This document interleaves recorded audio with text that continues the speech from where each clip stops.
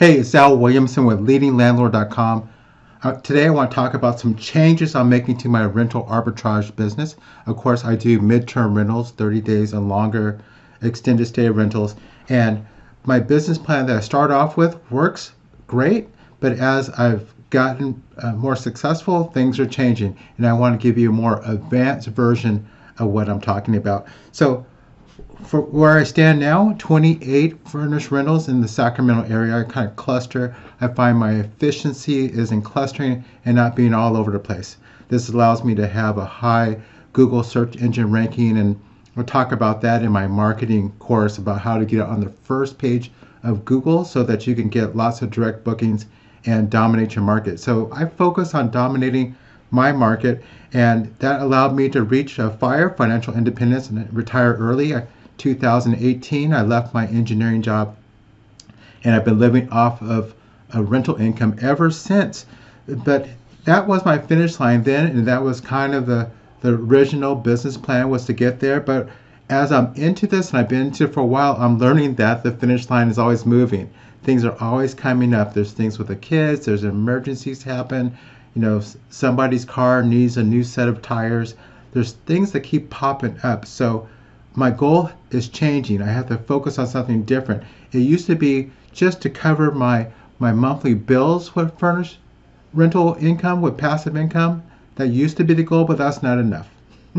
I can tell you firsthand, for living this for a while, that is not enough. Yeah, no one feels sorry for me, those of us who live off of just passive income only, but got to adjust our goals. So what it is now is, you need more than just to be able to cover your bills.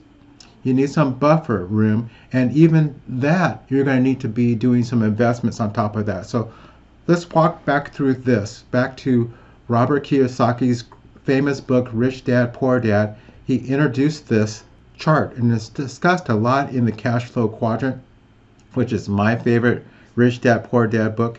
And it talks about being an employee that's working for someone else, asking them if you can take time off, having to show up on time and be accountable to them, and asking them for a raise. That's an employee. And then self-employed, which is you asking those things to yourself. And that's kind of where I am now, kind of in a mixture of self-employed and B, which is business owner. I have a system that works, and I talk about that system in Extended Stays for Landlords. That's my coaching and training program that I actually coach people through it, and I'm living it out myself. But it's all a mixture of the S and B.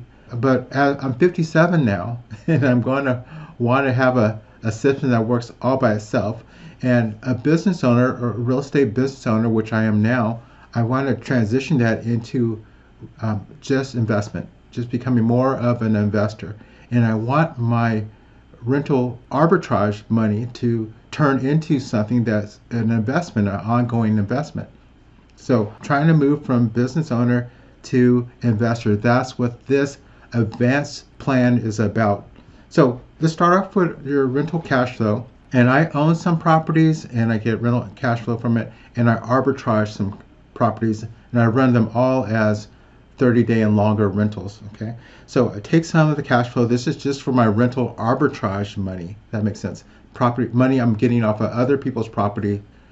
That's what I'm talking about for this. And I'm going to invest that into these Class B real estate syndications, and those things are for our larger apartment complexes and mini storages and things like that. And those make quarterly distributions of cash flow, sometimes monthly, but quarterly. And I'm going to take the income I get from the real estate syndications and invest it into peer-to-peer loans, into some small microloans, and make money on that. So the goal is to compound the dollar I put into this system into $1.32, and I'm compounding it and creating the snowball, all fueled off of rental arbitrage cash flow. Okay, making money off of someone else's property, turning it into this compounding system. This is a system to compound the benefits of your rental income. So then I'm going to take the cash flow I get from the peer-to-peer loans, and I'm going to invest it back into the rental syndications. I talk about Class B because it's a a smaller amount of money, around $5,000 minimums to get into it.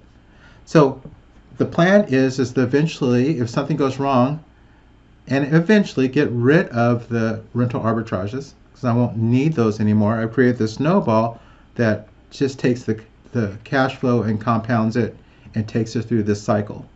Okay, and of course they'll end up with properties and real estate that I own, and this portfolio of loans and syndications working for me. So that's the future goal of this advanced plan, is to have something that takes your rental arbitrage income and turns it into an investment that compounds for you and it becomes your own machine. So there's more information about this Class B real estate syndications, because we really need to talk about that. I want to introduce you to that. That's my next piece, and I want you to learn about that too. In the description on this video, I want you to go and click on the link and learn more about that if you want to go on this journey with me. All right. So I hope this helps you if you're looking for a plan for your rental arbitrage business, something that's proven, something that's going to generate money for you years in the future, even after you stop practicing rental arbitrage.